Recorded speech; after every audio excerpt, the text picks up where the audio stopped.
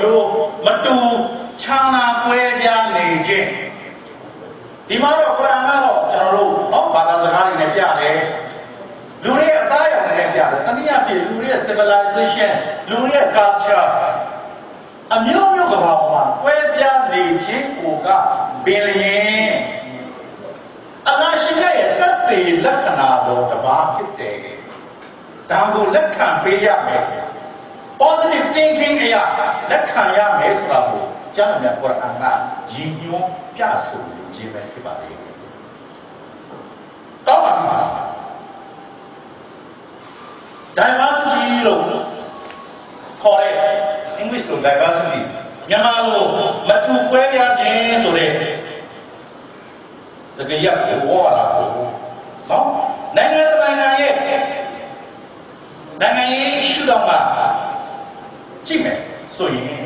ဒီလို diversity ဆိုတာကမတူကွဲပြားခြင်းကအားနည်းချက်လားအားသာချက်လားဒါကလေးကျွန်တော်ခုတ်ပါကျွန်တော်ရဲ့တရားဓမ္မဒါကိုကျွန်တော်တို့စဉ်းစားကြရအောင်ကမ္ဘာတစ်ပိုင်းမှာ diversity လို့ခေါ်တဲ့မတူကွဲပြားခြင်းကိုအားနည်းချက်မလိုလားတဲ့အချက်တရားဖြစ်ရှုမြင်လက်ခံထားတဲ့နိုင်ငံတွေဟာပျက်စီးခဲ့တာဆုံးရှုံးခဲ့ရတာကြေကွဲခဲ့ရတာ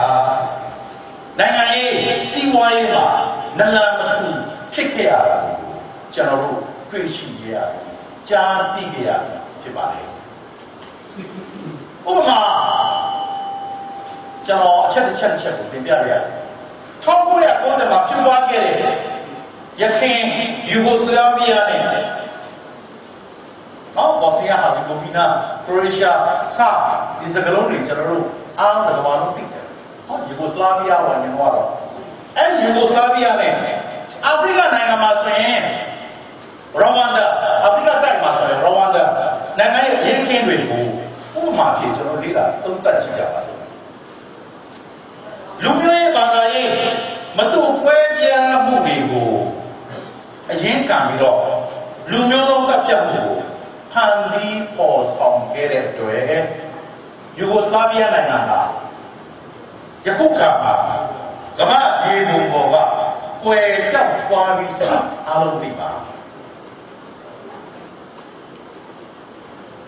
ဒါဥပမာဆိုရင်ရဝမ်ဒါပေါ်တော့ပြောလိုက်ရဝမ်ဒါနိုင်ငံမှာလေဟူတူနဲ့တွတ်စီတွေနော်လူမျိုးစုတွေအကြားမှာ၆ချားွယ်ရမျိုးသုံးတပ်ဖြတ်မှုတွေရဲ့အကျိုးဆက်ဟာခဏထိတိုင်းဖြေရှင်းမပြီးနိုင်သေးတဲ့ပြဿနာပါလေအဲ့ဒီနိုင်ငံရဲ့ဂုဏ်သိက္ခာနဲ့ပုံရိပ်ပါကမ္ဘာတွေဟာညှိုးနွားနေပါပြီဒါလေးကကျွန်တော်စဉ်းစားကြရအောင်နော် diversity လို့ခေါ်တဲ့မတူကွဲပြားခြင်းကိုလက်မခံလိုက်တဲ့အပေါ်မှာဘယ်လိုအားနည်းချက်တွေရှိသလဲဒါလေးကိုကျွန်တော်အဲ့လိုက်လို့ပြပေါ့ပြီ diversity လို့ခေါ်တဲ့မတူကွဲပြားခြင်းကိုအားသာချက်တရားဖြစ်လက်ခံပြုတဲ့နိုင်ငံတွေတွန်းတက်နိုင်နေတာကိုမြင်ရပါလိမ့်မယ်ဟောဆုံးတော့ကျွန်တော်ပြောသွားတဲ့ကျမ်းစာများကျွန်တော်ရုပ်ပတ်သွားတဲ့ကျမ်းစာများကုရ်အာန်စူရာ30နော်အာယတ်နံပါတ်22ကအလ္လာဟ်ရှင်မြတ်က diversity ကိုရှုထောင့်တစ်ခုကကြည့်မယ်ဆိုရင်ရှုထောင့်တစ်ခုကကြည့်မယ်ဆိုရင်အဲ့ဒါကအားသာချက်ဖြစ် positive thinking အဖြစ်အလ္လာဟ်ရှင်မြတ်ကလက်ခံထားတယ်နော်အဲ့တော့ကောင်းပြီ diversity ကိုအားသာချက်ဖြစ်လက်ခံရတဲ့နိုင်ငံအနေအထားလေးကိုကျွန်တော်ပြန်ကြည့်ကြရအောင်ဥပမာဘေးကပြည်တော်စုက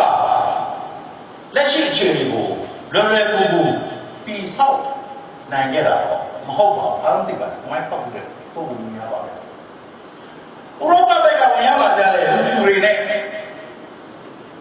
ကျိုးတွေဖြစ်နိုင်ငံအတွင်းကိုတင်သွင်းနေခံရတဲ့အာဖရိကန်လူမျိုးတွေနဲ့အဓိကဖွဲ့စည်းထားတဲ့အမေရိကန်ဟာမတူကွဲပြားခြင်း diversity တွေကြောင့်ကြုံတွေ့လာရတဲ့စိန်ခေါ်မှုတွေကိုရင်ဆိုင်ကျော်ဖြတ်တိုးတက်အောင်မြင်ခဲ့ပါတယ် နော်လူဖြူတွေနဲ့လူမဲတွေလုံးဝကာလာထားတယ်သောတော်ငါကလာမှာပြောတယ်ဝါနာဝါနေကောတင်တို့အသားရောက်တယ်အင်တလဖြစ်နေတာဒါလာရှင်ရဲ့တက်တိလက္ခဏာတော့ပဲတစ်ဖက်မှာလူဖြူတွေတစ်ဖက်မှာလူမဲတွေအဲ့ဒီကွာခြားမှုကိုအဲ့ဒီ diversity ကိုအာသာချက်တရားအဖြစ်ရယူလိုက်တဲ့အပေါ်မှာမင်းရဲ့ဒီကောက်တတိတွေ့ဥရောပတိုက်ကလူတွေဖြစ်တဲ့အင်္ဂလိပ်တွေပြင်သစ်တွေဒတ်တွေစပိန်တွေအစရှိတဲ့ဥရောပတိုက်သားလူဖြူတွေဟာသူတို့ရဲ့မူလဇာတိ native ကိုဒီနေရာမှာကျွန်တော်ပြောတဲ့ချက်သိရေးကြည့်တယ်နော်သူတို့ရဲ့မူလဇာတိတွေကိုစွန့်လွတ်ပယ်ချက်ပြီးအမေရိကန်ဆိုတဲ့ဇာတိကိုပဲတညီတညွတ်တဲ့လက်ခံခဲ့ကြပါလေဒီနေရာသိရေးကြည့်တယ်ဆိုတော့ကျွန်တော်ပြောချင်တာကကျွန်တော်တို့ဘောအဲ့ဒါလို့ကျွန်တော်တို့ရဲ့နော်မူလဇာတိစွန့်လွတ်နိုင်လား